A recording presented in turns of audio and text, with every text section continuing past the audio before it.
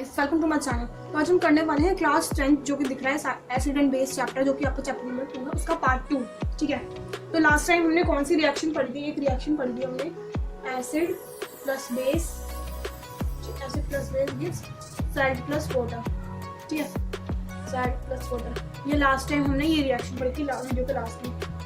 ठीक है, तो एसिड प्लस बेस, इसमें एक चीज़ अगर हम ऐसे ऐड भी कर सकते हैं, जैसे कि ये तो आपका मेन मान लो, मतलब चलो, फिर यहाँ पे एसिड लिखो प्लस मेटालिक ऑक्साइड, यहाँ पे आ जाएगा आपको मेटालिक ऑक्साइड,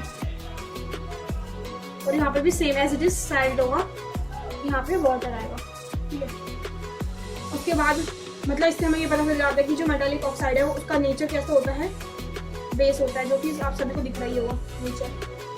ठीक है, ये रहना बेस, यहाँ पर ये पता चल जाएगा। अगर कोई मेटालिक ऑक्साइड का नेचर पूछे तो कह सकते हैं कि हम बेस है। ठीक है, तो इसका एग्जांपल हो गया आपका स्मॉल एन, तो कभी लिखते हैं स्टार्टिंग में Na2O MgO, magnesium oxide, sodium oxide है। ठीक है, ये तो इसका एग्जांपल हुआ। उसके बाद अगर हम देखें तो मेटालिक ऑक्साइड का नेचर क्या होता है, बेस। अब हम एसिड का देखते हैं कि एसिड का क्या होता है। सेकंड इक्वेशन है, इसमें जो एसिड का नेचर है वो कैसा होता है वो भी आपको पता चल जाएगा, नॉन मेटालिक। ठीक है, जिसका नेचर है मेटालिक ऑक्साइड, नेचर को भी क्या लिखूंगी मैं इतना। पहले हमने क्या कहा कि मेटालिक ऑक्साइड किसका नेचर था, बेस का, और एसिड का कैसा नेचर है, नॉन मेटालिक ऑक्साइड। तो इसका एग्जांपल है CO2। इसमें तो क्लियर हो गया। अब आपको एक चीज बतानी होगी, अगर आपको कैसे पता चलता है कोई चीज़ एसिड है या बेस है, या वो एसिड या बेस कितना स्ट्रॉन्ग है और वीक है। हम कहते हैं ना एसिड जो बहुत ज़्यादा स्ट्रॉन्ग है, बहुत हार्मफुल है, तो हमें पता कैसे चलता है कि ये ऐसा होता भी है, हम कैसे बता सकते हैं? तो वही जानते हैं किस चीज़ से हम मेजर करते हैं। देखो, एक जो होता है एक pH स्केल होता है, जो कि इस तरीके से होता है जैसे आपका नॉर्मली स्केल है वैसे ही, और उसे तो आप लाइन ड्रॉ करने के लिए, वो ड्रॉ करने के लिए काम आता है, पर ये जो है ड्रॉ करने के लिए काम नहीं आता ये वाला स्केल। इसका काम है बताना कि कोई चीज़ एसिड है या बेस है या कोई कितनी स्ट्रॉन्ग है। तो अगर वो 7 पे आएगा तो वो न्यूट्रल माना जाएगा। क्या माना जाएगा? न्यूट्रल। ना ही थोड़ा थोड़ा एसिड होगा, थोड़ा थोड़ा बेस होगा। ठीक है, नॉर्मल होगा मतलब। अगर 0 से 7 तक मान लो, चलो यहाँ तक आया तो वो एसिड माना जाएगा। अगर यहाँ से यहाँ तक आया 14 तक तो बेस माना जाएगा। और ये होता है तो 0 से 14 तक ही है।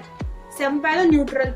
ऐसे वो स्केल से कुछ मेजर करते होंगे ना, इससे ये पता चलता है कि एसिड बेस है या न्यूट्रल है। ठीक है, कितना समझ में आ गया? pH स्केल के ऐसे स्केल जो ये बताए कि एसिड है या बेस है, कितना स्ट्रॉन्ग एसिड है, कितना बेस स्ट्रॉन्ग है, वीक, ये सब बताते। अब ये बताते कैसे है वो भी जानते हैं। देखो, हमने क्या कहा कि 7 पे, अब मैं आपको एक दे देती हूँ कंपाउंड।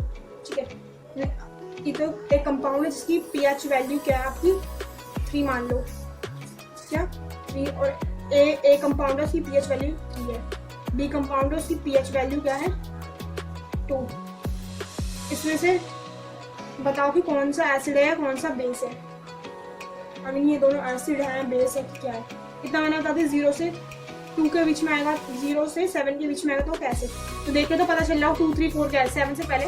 तो यहाँ पे लिखो ये दोनों ही एसिड हैं, और इसमें से स्ट्रॉन्ग एसिड कौन सा है ये भी बताना है। तो स्ट्रॉन्ग एसिड क्या होगा, जो जितना 7 पे तो न्यूट्रल है, जो 0 के पास होगा वो क्या होगा, स्ट्रॉन्ग एसिड होगा, और जो 7 के पास होगा वो वीक।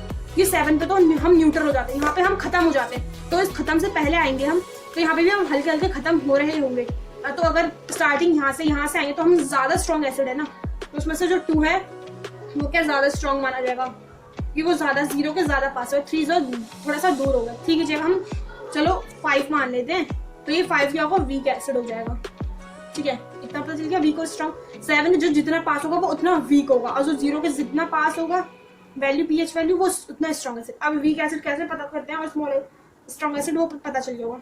अब हम वो देखते हैं बेस का। ठीक है, तो ये बताओ कि जो C है, दूसरा कंपाउंड लिया हमने C और D, जिसकी pH वैल्यू 13 और 10 है, ये एसिड है या बेस है? ये 7 के बाद ही तो है, ऑब्वियस सी बात है, तो ये बेस होगा। इतना तो क्लियर हो गया होगा, ये बेस है। तो अब इसमें से बताना है कि स्ट्रॉन्ग और वीक बेस कौन सा है, तो हम कैसे बताएंगे? इसमें क्या कहा था, जो 7 के पास होगा वो वीक होगा, और जो 0 के पास होगा वो स्ट्रॉन्ग एसिड होगा। अब इसमें जो 7 के पास होगा वो क्या माना जाएगा, 7 के जो आगे है वो वीक माना जाएगा, क्योंकि यहाँ पे न्यूट्रल है, न्यूट्रल से एक आगे वीक माना जाएगा, स्ट्रॉन्ग नहीं, स्ट्रॉन्ग माना जाएगा। 13 है, 13 यहाँ पर है और 10 यहाँ पर है। जो जितना 14 के पास होगा वो स्ट्रॉन्ग होगा। तो यहाँ पे हम लिख लेंगे स्ट्रॉन्ग एसिड 14 के पास, क्योंकि 14 पे ज्यादा बेस माना। यहाँ तो न्यूट्रल है, अब न्यूट्रल के पास को जाएगा वो भी न्यूट्रल ही बनता जाएगा ना थोड़ा बहुत। यहाँ पे न्यूट्रल है, न्यूट्रल न्यूट्रल न्यूट्रल ऐसे कम होगा, मतलब ज्यादा वीक यहाँ पे होगा। जो इतनी जगह है पूरी वीक होगी और जो इतनी लास्ट की जगह है वो स्ट्रॉन्ग होगी। तो यहाँ पे हमें साफ साफ नजर आ रहा है कि वीक और स्ट्रॉन्ग कौन सा है। मैं यहाँ पे लिख भी लूंगी किसके पास। ठीक है, एसिड कब स्ट्रॉन्ग होता है? जब वो 0 के पास होता है। ये चीज याद रख लेना, जो मैंने लिखा 0 के पास, 7 के पास। जो 0 के पास होगा वो स्ट्रॉन्ग एसिड होगा, ठीक है, और जो 7 के पास होगा वो वीक एसिड होगा। इतना क्लियर है? ठीक है, तो ऐसे उसमें देखते हैं कि बेस में कैसे स्ट्रॉन्ग और बेस पता चलता है। तो बेस में भी सेम ऐसी है, जो 14 के ज्यादा पास होगा वो स्ट्रॉन्ग बेस होगा। यहाँ पे लिख देती हूँ मैं, वो स्ट्रॉन्ग बेस होगा, और जो 7 के पास होगा वो वीक बेस होगा। इतना तो समझ में होते हैं। फिर हम मतलब जैसे अगर हमारी स्किन पे गिर गया तो वो हमें जला सकता है, हमारी स्किन को बिल्कुल खराब कर देगा, जला देगा एसिड। तो जो स्ट्रॉन्ग एसिड है हम उसे नॉर्मल कैसे करते हैं? कुछ तो करते ही होंगे। उसे हम क्या करते हैं? डाइल्यूट करते हैं। अब कुछ बच्चों को डाइल्यूट का मतलब पता होगा, कुछ को नहीं पता। तो डाइल्यूट मतलब ये होता है कि एसिड में वाटर में, सॉरी यहाँ पे जैसे कि हमारी ये वाटर है, ठीक है, वाटर में हम यहाँ पे मैं वाटर लिख देती हूँ, H2O लिख दो, H2O वाटर, समझ आना। वाटर में अगर हम एसिड ऐड कर रहे हैं, ठीक है, वाटर के अंदर एसिड डाल देना। Acid is added to water, water is added to acid. Water जो एसिड में ऐड होता है, नहीं, एसिड ऐड होता है पानी में। एसिड यहाँ पे लिखना, acid is added to water. Water में जो है एसिड जो है ऐड होता है, उसे हम डाइल्यूट कहते हैं। अगर एसिड में हमने पानी में एसिड डाला तो सब नॉर्मल रहेगा, ठीक है। अगर और इसमें से क्या निकलती है? जो ये हीट है, कौन सी हीट निकलती है? एक्सोथर्मिक। और ये हीट निकलती है तो ये कौन सी रिएक्शन में पूछा जा सकता है कि कौन सी रिएक्शन? एक्सोथर्मिक रिएक्शन होती है ये, जिसमें हमने जाना था केमिकल रिएक्शन इक्वेशन चैप्टर में पढ़ा था कि एक्सोथर्मिक रिएक्शन क्या होता है।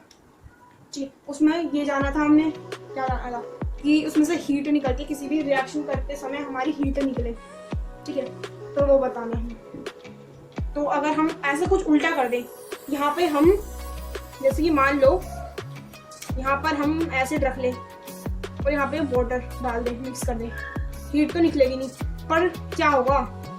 जो एक ऐसा बड़ा सा धमाका होगा, पूरा एसिड जो है बाहर उछल के आ भी सकता है। करके ट्राई मत करके देखना, जल भी सकते हो तुम, पूरा वो उछल के आएगा। और एक पीछे से गाना बजाएगा, मुझ पे जो तुम पानी डालोगे बड़े पछताओगे, बड़ा पछताओगे। ये एसिड कह रहा है, मुझ पे बड़ा पछताओगे, बड़ा पछताओगे, पानी में से डालोगे तो वो नॉर्मल हो जाएगा एसिड। पर अगर एसिड में पानी डालोगे बड़ा पछताओगे, उछल के बाहर आएगा, जो तुम्हारे मुंह पे गिरेगा वो तुम ही जानना फिर, ठीक है, पछताना पड़ेगा तुम्हें। अब मैं तुम्हारे को एक होमवर्क देती हूँ तुम सबको, जो पीएच स्केल से रिलेटेड है, क्योंकि ये एक बहुत इंपॉर्टेंट टॉपिक है, इसे हम इतनी जल्दी तो छोड़ नहीं सकते इस टॉपिक को, ठीक है। ये तुम्हारा होमवर्क है, एक पीएच स्केल मैंने बना रखी है, इसमें से एक आपको एसिड दे रखा है जो कि 6.9, ये तो मैंने आपको बता दिया कि ये एसिड है, क्योंकि ये कितना 6.9 है, यहाँ पे आता है 7 तो ये एसिड हुआ, तो यहाँ से यहाँ तक बेस आता है, तो ये आपका बेस है, ठीक है। तो इतना मैंने बता दिया। अब आपको इसमें ये बताना है कि इसमें से कौन सा एसिड स्ट्रॉन्ग है, कौन सा ये एसिड वीक है, उसमें बताना कौन सा बेस वीक है या कौन सा बेस स्ट्रॉन्ग है, ठीक है, ये लिखना है इसमें। ध्यान से सोच समझ कर कमेंट सेक्शन में जवाब देना जरूर से जरूर, ठीक है। और मिलेगी अगली वीडियो में, तब तक के लिए bye bye. Please like share comment and subscribe जरूर कीजिएगा। ठीक है।